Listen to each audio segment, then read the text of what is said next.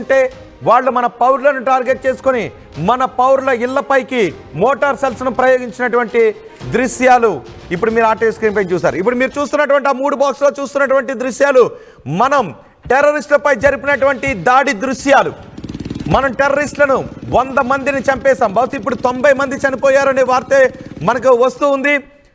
ఇప్పుడు కొద్దిసేపట్లోనే బహుశా 100 మంది చనిపోయారనే వార్తను మీరు ఆర్టీవీలో వినే అవకాశం ఉంది, వినబోతూ ఉన్నారు. అందుకే మొత్తం ప్రజలందరూ కూడా బయటకు వచ్చి ఇప్పుడు మనం జై భారత్ అని నినాదాలు చేసే సందర్భం ఏర్పడింది. ఇప్పటికే సైన్యం న్యాయం జరిగింది అంటూ కూడా పోస్ట్ కూడా చేసింది. మనం అమెరికాకు తెలియజేశాం, ప్రపంచానికి తెలియజేశాం, మేము ఉగ్ర శిబిరాలపై దాడులు చేశాం, 9 చోట్ల ఉగ్ర శిబిరాలను నాశనం చేశాము అని చెప్పాం. పాకిస్తాన్ మాత్రం ఇంకా LOC దగ్గర కాల్పులను జరుపుతూనే ఉంది.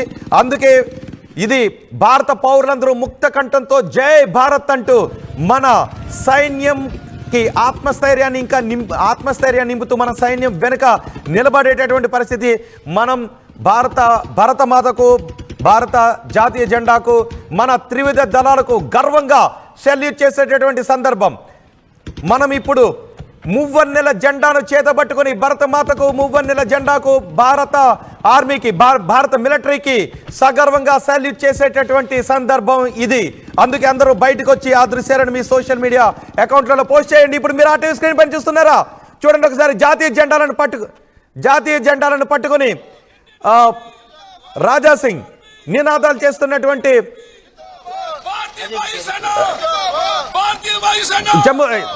జమ్మూ కాశ్మీర్లో ఓల్డ్ సిటీలో కూడా మనకి జాతీయ జెండాలు చేత పట్టుకొని నినాదాలు చేస్తున్నటువంటి దృశ్యాలు మనకి వస్తున్నాయి. ఇప్పుడు జమ్మూ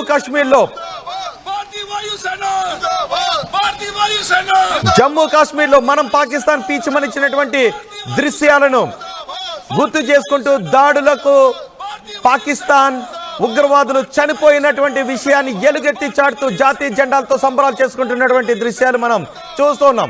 దేశవ్యాప్తంగా ఇప్పుడు సంబరాలు చేసుకుంటూ ఉన్నారు. ఇండియన్ ఆర్మీ జిందాబాద్, ఇండియన్ ఆర్మీ జిందాబాద్ అంటూ కాశ్మీర్లో సంబరాలు చేసుకుంటున్నటువంటి దృశ్యాలు మీరు ఆర్టీవీ స్క్రీన్ పైన చూస్తూ ఉన్నారు. ఇండియన్ ఆర్మీకి జిందాబాద్, జై భారత్, ఇండియన్ ఆర్మీ జిందాబాద్. మనం మన త్రివిధ దళాలకు సగర్వంగా బయటకు వచ్చి నిలబడి ఆకాశం వైపు చూస్తూ ఒక చేత్తో జాతీయ జెండాను పట్టుకుని మన ఇండియన్ ఆర్మీకి, ఇండియన్ మిలిటరీకి సాల్యూట్ చేసేటటువంటి సందర్భం. అందుకే ఆర్టీవీ కూడా సగర్వంగా భారత మాతకు, భారత జెండాకు, భారత ఆర్మీకి, భారత మిలిటరీకి సాల్యూట్ చేస్తుంది జై భారత్ అంటూ. మా ప్రతినిధి కృష్ణమోహన్తో నేను మాట్లాడబోతున్నాను. ఒకసారి విజయవాడ వెళ్దాం. కృష్ణమోహన్, రాత్రి 1:46 చెప్పకుండానే ముహూర్తాన్ని ఫిక్స్ చేసి పాకిస్తాన్ ప్రేరేపిత ఉగ్రవాదులను మనం చంపేశాం. దీంతో యావత్ జాతి కూడా సంబరాలు చేసుకుంటుంది. ఒక వార్తను సగర్వంగా ఆర్టీవీ స్టూడియో నుంచి మనం చెబుతున్నాం. ప్రపంచానికి ఈ సూర్యోదయాన్ని ఉగ్రవాదులను అంతమొందించామనే వార్తతో మనం పరిచయం చేస్తూ ఉన్నాం. సో ఈ దాన్ని ఎలా చూడాలి? ఈ దాడి తర్వాత భారత సమాజం నుంచి వస్తున్నటువంటి రియాక్షన్స్ ఏంటి? ఎస్ డెఫినెట్గా, ఎందుకంటే రాత్రి 1:44 ఏదైతే ఆపరేషన్ సింధూర్ పేరిట ఏదైతే భారత వైమానిక దళాలు ఏకంగా 9 ప్రాంతాలలో ఏదైతే ఉగ్రవాదులు ఉన్నారనే సమాచారంతో 9 ప్రాంతాలలో దాడులు నిర్వహించిందో ఆ దాడులకి ఒక్కసారిగా పాకిస్తాన్ ఉలిక్కి పడిందని చెప్పుకోవాలి. దాదాపుగా ఈ దాడుల్లో 90 మంది పైగా ఇప్పటికే ఉగ్రవాదులు మరణించినట్టుగా మనకి కొంత సమాచారం అయితే వస్తుంది. భారత్ నిర్వహించిన ఈ ఆపరేషన్ సింధూర్ ఏదైతే ఉందో ఈ తెల్లవారుజామున రాత్రి మిడ్నైట్ 1:44 జరిపిన దాడుల్లో కేవలం అరగంటలోనే ఈ దాడులన్నీ కూడా పూర్తి చేసి తర్వాత మన భారత్కు సంబంధించిన వైమానిక విమానాలు మొత్తం కూడా నేరుగా కృష్ణమోహన్ ఒక్క నిమిషం నేను ఇప్పుడే మీ దగ్గరికి వస్తాను. ఎస్, మనం ఈ దాడుల తర్వాత ఉత్తర భారతదేశంలో కొన్ని విమానాశ్రయాలను కూడా మనం క్లోజ్ చేశాం. ఎందుకంటే పాకిస్తాన్ ఎటువంటి పిరికిపంద చర్యకైనా పాల్పడే అవకాశం ఉంది కాబట్టి మనం నార్త్లో కొన్ని విమానాశ్రయాలను క్లోజ్ చేసినటువంటి దృశ్యాలు కూడా మనం ఆర్టీవీ స్క్రీన్ పైన చూస్తున్నాం. ఈ సమయంలో ఎవరు కూడా మాకు అసౌకర్యం కలిగింది అనే మాట ఎక్కడా కూడా రాదు.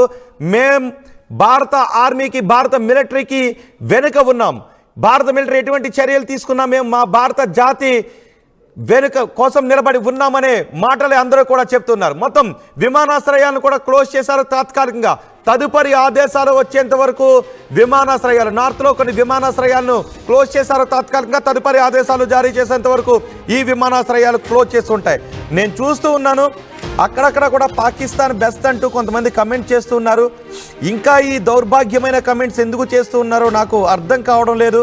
బహుశా అలాంటి వాళ్ళు ఎవరైనా ఉంటే మరోసారి చెప్తున్నాను, దేశం విడిచి వెళ్ళిపోండి, మా దేశం విడిచి వెళ్ళిపోండి. మా గడ్డపై ఉండి పాకిస్తాన్కి జై కొట్టే వాళ్ళు ఎవరైనా ఉంటే దయచేసి మా భారతదేశాన్ని వదిలి పాకిస్తాన్కి వెళ్ళిపోండి. ఇంకా కమెంట్ బాక్స్లో అక్కడక్కడ ఈ కమెంట్స్ వినిపిస్తూ ఉన్నాయి కాబట్టి నేను చెప్తూ ఉన్నాను, ఇప్పటికీ పాకిస్తాన్కి జై కొట్టే ఎవరైనా వ్యక్తులు ఉంటే వాళ్ళు మా దేశం వదిలి వెళ్ళిపోండి. భారతదేశంలో పుట్టిన వాడైనా కూడా మా దేశం వదిలి వెళ్ళిపోండి. ఎస్, నేను మా ప్రతినిధి కృష్ణమోహన్తో మాట్లాడుతున్నాను. కృష్ణమోహన్, ఈ దాడి తర్వాత ఇప్పుడు భారతదేశం చేసుకుంటున్న సంబరాలు ఏంటి? నెక్స్ట్ ఏం జరిగే అవకాశం ఉంది?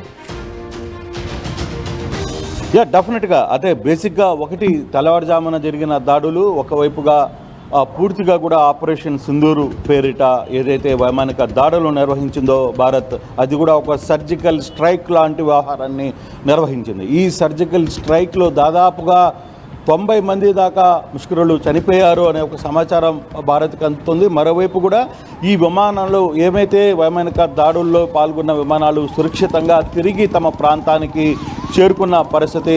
సో ఎక్కడైతే ఈ దాడులు నిర్వహించారో ఒక్కసారిగా పాకిస్తాన్ ఉద్రిక్తతకు లోనైంది. పాకిస్తాన్ ఒకసారిగా ఉలిక్కిపడింది. పాకిస్తాన్కి ఏం చేయాలో అర్థం కాని పరిస్థితుల్లో ఎల్ఓసిలో మొత్తం కూడా కాల్పులు జరిగే ప్రయత్నం కూడా చేసింది. ఇప్పటికీ స్టిల్ ఇంకా ఎల్ఓసిలో కాల్పులు జరుగుతున్నాయి. ఆ ఎల్ఓసిలో జరుగుతున్న కాల్పులకి భారత్ తిప్పి కొడుతోంది. పెద్ద ఎత్తున కూడా కొంత కాల్పులు అయితే జరుగుతున్న పరిస్థితి. అయితే భారత ప్రభుత్వం కొంత అప్రమత్తంలో కూడా ఉంది. ఎందుకంటే తెల్లవారుజామున జరిగిన ఈ స్ట్రైక్ ఏదైతే ఆపరేషన్ సింధూర్ జరిగిందో దాని తర్వాత కూడా ఎక్కడైనా పాకిస్తాన్ కొన్ని విధ్వంసక చర్యలు ఇండియా మీద చేసే పరిస్థితి ఉంది అనే ఒక సమాచారాన్ని ఇంటెలిజెన్స్ ముందుగానే గ్రహించడంతో సో కొన్ని విమానాశ్రయాలను కూడా ఎయిర్పోర్ట్లను కూడా కొంత అలర్ట్ చేశారు. కొంత పాకిస్తాన్లోని పంజాబ్లోని అమృత్సర్ ఎయిర్పోర్ట్ను కూడా క్లోజ్ చేయమని చెప్పి తెల్లవారుజామునే చెప్పిన నేపథ్యంలో చాలా వరకు కూడా ఎయిర్పోర్ట్లని అంటే నార్త్ ఇండియాలో ఉన్న చాలామంది ఎయిర్పోర్ట్లని ఎక్కడికక్కడ కొంత అప్రమత్తం చేస్తున్నారు. ఆ ఎయిర్పోర్ట్స్ని కూడా క్లోజ్ చేస్తున్నారు. ఎవరైనా ఈ సమయంలో ఎక్కడికైనా బయటికి వెళ్ళాలి లేదు తమ ప్రయాణాలని రద్దు చేసుకునే దానికి కూడా ప్రభుత్వానికి సహకరించండి అని చెప్పి ప్రభుత్వం కూడా కొడుతుంది. డెఫినెట్గా ఈ వ్యవహారంలో ప్రజలు కూడా భారత్ చేపట్టిన ఈ వార్ ఆల్మోస్ట్ ఆల్ స్టార్ట్ అయిందనే చెప్పుకోవాలి. రాత్రి 1:44 రేపా ఎల్లుండా అనుకుంటా ఉన్న నేపథ్యంలోనే ఒక్కసారిగా ఎవరికి అంతు చిక్కని సమయంలో భారత్ వైమానిక దళాలు ఇమీడియట్గా దాడి చేసిన పరిస్థితుల్లో ఎక్కడికక్కడ పూర్తిగా కూడా పాకిస్తాన్ ఏం చేయాలో అర్థం కాని పరిస్థితుల్లోకి వెళ్ళిపోయింది. అయితే పాకిస్తాన్ మాత్రం ఇంకా పిచ్చి ప్రలాపనలు చేస్తూనే ఉంది. భారత్ కావాలనే మా మీద ఎక్కడ ఉగ్రవాదులు లేని ప్రాంతాల్లోనే కావాలనే వాళ్ళు దాడులు నిర్వహించారు. మేము కూడా ఈ దాడులను తిప్పికొడతాం, తగిన రీతిలో భారత్కి కూడా బుద్ధి చెప్తామని చెప్పి ప్రధానమంత్రి ఇప్పుడే ఒక మాట మాట్లాడారు. కానీ ఏం జరిగినా కూడా భారత్ మీద దాడి చేసేంత సీన్ మాత్రం ఖచ్చితంగా పాకిస్తాన్కి లేదు అనేది మనం చాలా స్పష్టంగా చెప్పుకోవాలి. ఇప్పటికీ చాలా వరకు కూడా అన్ని విమానాశ్రయాల్లో కావచ్చు ఇతర ప్రాంతాల్లో ప్రభుత్వం అయితే ఎక్కడెక్కడ అప్రమత్తం చేసిందని చెప్పాలి. మనం కానీ చూసుకుంటే చాలా ప్రాంతాల్లో పాత బస్తీ లాంటి ప్రాంతాల్లో కూడా రాత్రి జరిగిన వైమానిక దాడులు ఆపరేషన్ సింధూర్కి మద్దతు తెలుపుతూ చాలామంది కూడా ముస్లిం సోదరులందరూ కూడా జెండాలు చేత పట్టుకొని బయటకు వచ్చి తమ ఆనందాన్ని పాకిస్తాన్ మీద జరిగిన దాడికి మద్దతుగా మేము భారత్కి మద్దతుగా ఉంటామని చెప్పి చెప్తూ వస్తున్న పరిస్థితి కూడా మనం చూడొచ్చు. రాజాసింగ్ లాంటి వ్యక్తులు కావచ్చు, లేకపోతే చాలా ప్రాంతాల్లో ఇక్కడ మొత్తం కేవలం ఒక హైదరాబాదే కాదు యావత్ భారత్ కూడా ఈరోజు తెల్లవారుజామున జరిగిన ఆపరేషన్ సింధూర్కి మద్దతుగా చాలామంది జెండాలు చేతి పట్టుకొని బయటకు వస్తున్న పరిస్థితిని మనం చూస్తున్నాం రోహిత్. కానీ ఇది ఇంతటితో అయ్యేది కాదు.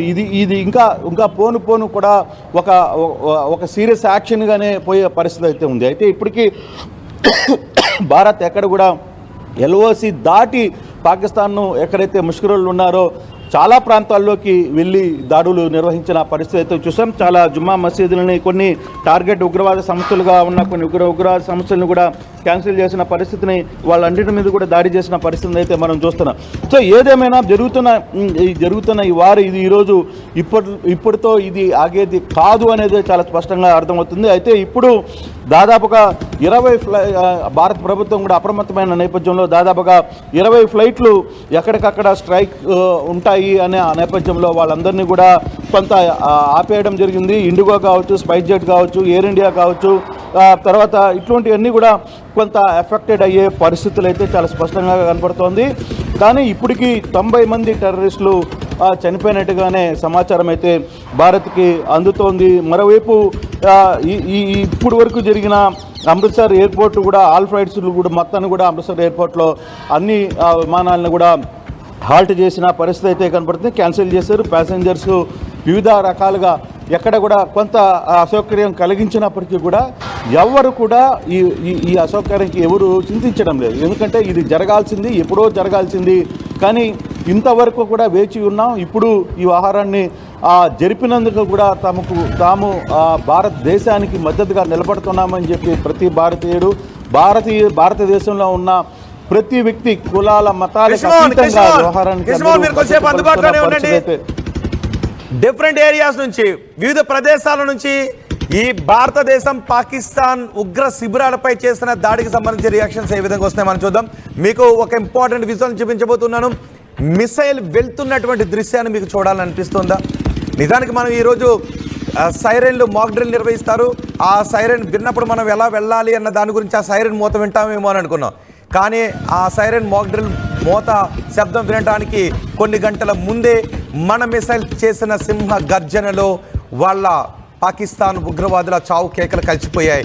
వాళ్ళ ఊపిరి అందులో కలిసిపోయింది, వాళ్ళ దేహాలు అందులో కలిసిపోయాయి, ఉగ్రవాదులు అందులో కలిసిపోయాయి. చూడండి ఒకసారి మిసైల్, మనం మిసైల్ ప్రయోగిస్తున్నటువంటి దృశ్యాలు మన